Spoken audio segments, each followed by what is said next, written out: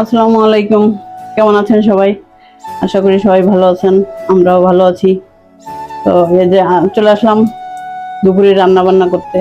তো মনে করলাম যে আপনাদের সাথে শেয়ার করি।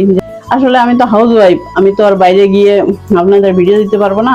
আমি না কোনো জব করি না কোনো বিজনেস করি, হাউসের ভিডিও আপনাদের দেব। আজকে যে রান্না হবে করলা আলু ভাজি, মাছ ভুনা, আর আম দিয়ে ডাল।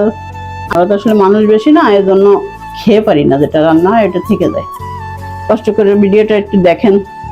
এক হাতেই তো আমি কাজ করি, ঠাকুরটা শেষ করে রাইখে আবার এসে ঘরের কাজ করতেছি। ঘরটা ঝাড়ু দেওয়া হয়ে গেলে ঘর মুছে। ছেলে ঘুমাইছিল, ঘুম থেকে তো উঠলো, হয়ে গেল এই রুমের বিছনা টিছনা ঠিকঠাক করা। আর আপনারা তো সবাই জানেন যে আমার রুমে বাতাস লাগে না, বেঁধে আমি ফ্লোরে বিছনা করছি। এই যে ঘরটা ঝাড়ু দিয়ে নিচ্ছি, তো দেখলেন তো কাটাকাটি করলাম। তারপরে ঘর পরিষ্কার করে রেখে এসে ঘর গুছালাম, ঘর গুছায় রেখে এখন আবার দ্রুত রান্নাটা বসাই দিচ্ছি। ডালটা ঘুটে লবণ হলুদ দিয়ে ডালটাকে সুন্দর করে জাল করে নেব, তারপর বাগার দেব। আর এখন আমি এই যেতে মাছ ভেজে রেখে, মাছটা ভেজে রাখছি, মাছটা ভেজে রেখে সেই কড়াইটাই পেঁয়াজ মরিচ দিয়ে দিলাম।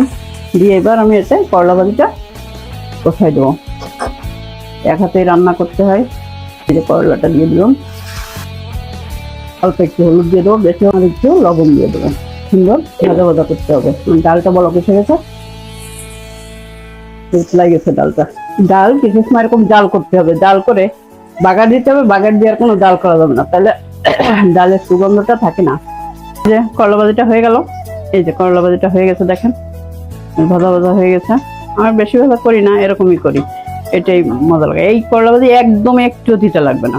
ডাল বাগার দেবো, একটু ভাজা হয়ে গেলে পাঁচফোড়ন দিয়ে আমি এই যে আম ডালটা, পাঁচফোড়নের ডাল আবার আমার দুইটা বোন আছে, বোন দুইটার খুব পছন্দের।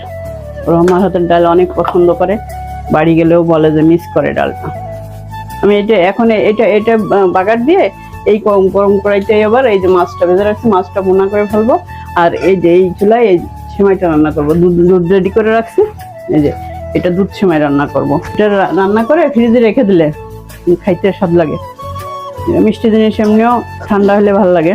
এই যে এরকমের হবে, ভাজা ভাজাটা এরকমের হবে।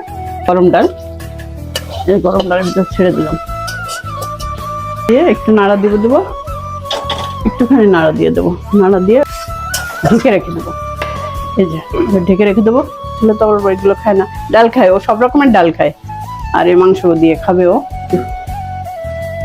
এই যে অল্প একটু তেল দেবো, বেশি না। এই যে পেঁয়াজটা দিয়ে দিলাম, এটাকে নেড়ে চেড়ে এখানে একটু ভাজা ভাজা হয়ে যাবে। এটা আমি এই চুলায় আমি সিমাইটাও বসাই দেবো। এবার আমি একে একে মশলাগুলোতে অ্যাড করে দেবো। মশলা দিয়ে দেখেন অল্প করে মশলা দেবো, একটু রসুন বাটা, এই 1 চামচের 3 ভাগের 1 ভাগ আদা বাটা, আর এটা হচ্ছে জিরে বাটা। জিরে বাটা ফুলফিল 1 চামচ দিলেই হবে। আমার ঘরোয়া রান্না, অল্প মশলায় রান্না, কম খরচের রান্না, সুস্বাদু রান্না। করে একটু পানি দেবো, এই যে অল্প করে একটু পানি দিয়েছি। আমি গুঁড়ো মশলাগুলো দেবো, হলুদের গুঁড়া, মরিচের গুঁড়া, আর দেবো একটু ধনিয়ার গুঁড়া।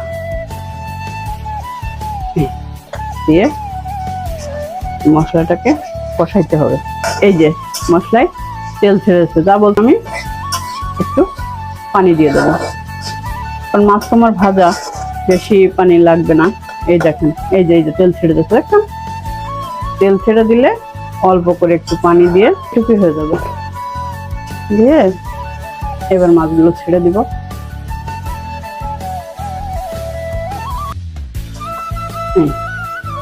মাছটা ছেড়ে দেবো। এখন যখন এই মাছটায় সুন্দর করে জাল উঠে একবারে গা মাখা মাখা হয়ে যাবে, তখনই নামাই ফেলবো, আর কিছু নাই, এটাই শেষ।